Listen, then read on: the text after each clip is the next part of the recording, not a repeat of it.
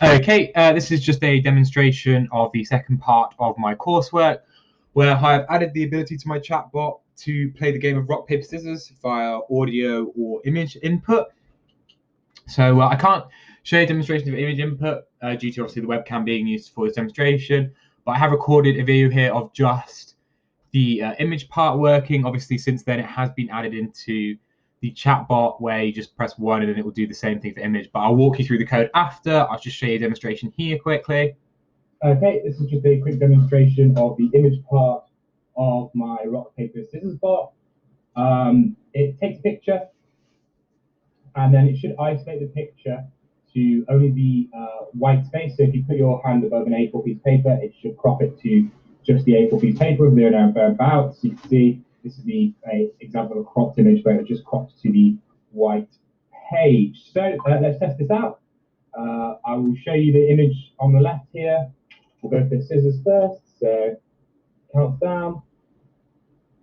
And take pictures. You chose scissors. This was the picture. You can see it analyzes. You see it crops to the corners where it sees the white page. Not perfect, especially when you've not got the A4 page lined up properly, but it's good enough. So we'll try paper next. See, you chose paper, and here you can see the paper image showing up here.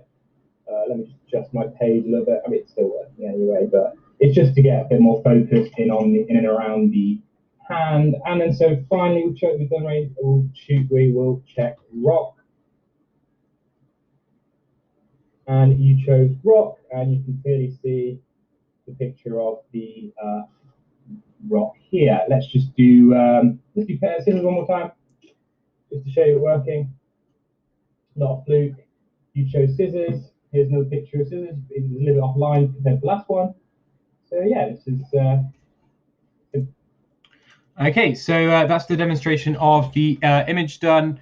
Very simply, takes a photo, crops it down to just the white space, resizes it for the the model to then predict what it is. So I can show you that here on the image one. So we get an image by just reading what the is from the camera, and then we save it. Then we will crop the image. So you'll start off by say having your range all the way out here and all the way the highest height and width and the lowest height and width that you detect white, and you'll crop it around that.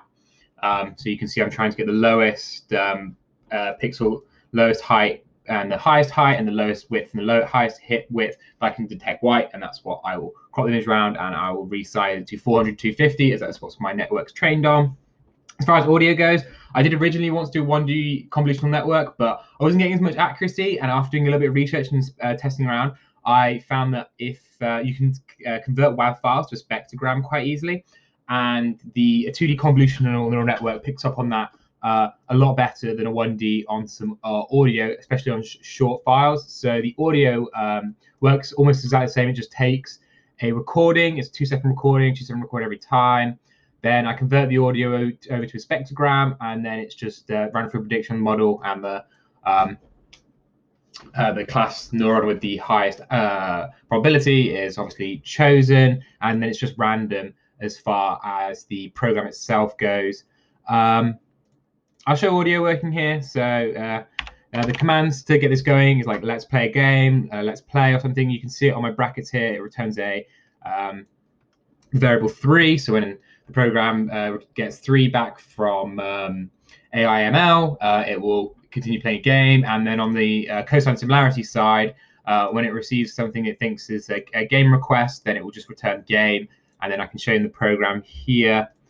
So you see in cosine similarity, when it receives game, it plays the game of rock, paper, scissors here, all there.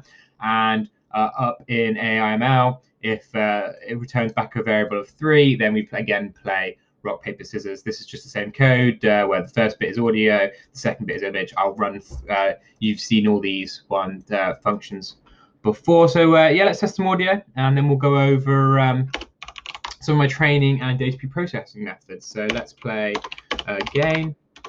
We'll go for audio, rock, and you see you chose rock. It shows the spot show scissors, so obviously I won there. You should be able to see, if I go on the coursework data actually here, so rock, that was the exact rock I just said. So it comes up here and then it gets converted there. When you do an image, you should be able to see it come up here, so you'll be able to see if it's cropping right and it's the right sort of thing. Let's go for another audio. Let's play again, and you'll see that we'll pick up on that, and we'll go for audio again. This time we'll go for paper, and then you chose paper, and then if I see, you'll see I'm sure you saw the spectrogram change. There you go, there it was, and you'll see the spectrogram change for those ones. And let's just do scissors. Let's play again. Audio, let's just hide this so you can see it a bit better. And scissors, and you chose scissors, and you should see all this change, and scissors, exactly like that. So yeah, let's show you a bit on the training. So the audio itself was literally just recorded. I usually do these in batches of 20 with my friends or with myself. I get them to do the first 5 normally, the next 5 high, next 5 low pitch, and the last 5 just doing a funny voice. And so it would just come through, count down for them. I could do it over the phone with people. Obviously, due to COVID, I couldn't do it in person. And they would all just save with the right name and the STR there, and I could save these into here. As I said, I messed around with the 1D convolutional layer with the audio, but I got a lot better results when I converted to a spectrogram. So here it's just like an auto thing that converted all of these folders into that and saved them all as spectrograms instead. Let me show you a few here. So as an example, we'll go on to Harry. So you see the first 5 are normal. Paper. Yeah, and then you've got the high pitched. Paper. And then you've got the low pitched. Paper. And then, so I've done this for a lot of different people. I've done it with myself a bunch of times. And that's how I did the audio. So it should generalize for a lot of people. I'm really happy with the accuracy of that. I haven't actually really come across anyone it hasn't worked with yet. So please do let me know if it works for you. As far as image goes, I had a lot of messing around with this. I originally started with red lines around the hand, but then I went to white because I want to be able to do it with hard piece of paper. I also messed around with rotating the images and adding noise and removing the backgrounds and stuff like that. But in the end, white piece of paper, nice and simply cropped, was the best. There's a couple programs here for loading images, just so I can click on the different pixels and check what their RGB values are. So I found that about 160 was the best for trying to detect a white pixel due to like shadows and stuff like that. But you might need to mess around with that in the program. You can see them here. All the pictures I've tried to take with different lighting effects from different angles. So if you scroll through, you should see the lighting be a bit different in different places. So here there's like less so. Here you've got like a left angle. This one's a right angle. Yeah, so hopefully that should generalize to a lot of different cameras, because all different cameras have different lighting effects. So I had this light here that I was shining around while I was taking my pictures. I had my phone torch, and I did some with just the sunlight and some with no light, obviously, at all. While we have a minute left here, let me just show you models. So there are very similar models. Just a lot of convolution going in the thing, especially the audio, because they were quite big images. But you can see it here, 480 by 640, so that's a lot of data.